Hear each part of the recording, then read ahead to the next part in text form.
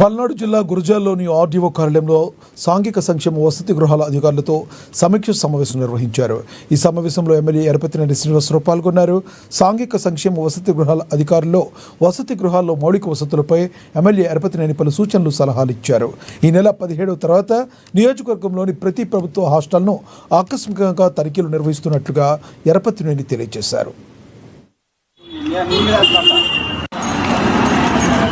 నేను ఎలా జిలో అవుతుంది నీ మీద వేస్తాను. నేను ఎలా జిలో అవుతుంది నీ మీద వేస్తాను. నేను ఎలా జిలో అవుతుంది నీ మీద వేస్తాను. నేను ఎలా జిలో అవుతుంది నీ మీద వేస్తాను. వాటిలో ఉన్న ఇబ్బందులు ఏంటి, ప్రభుత్వ పరంగా మనకు అందుతున్న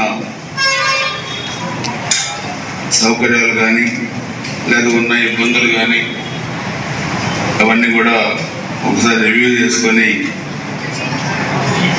గవర్నమెంట్ సైడ్ ఏం చేయాలి, లేకపోతే మనం బయట డోనర్స్ కానీ లేదా నేరుగా కానీ ఇమీడియట్గా చేయాల్సినవి ఏమున్నాయి.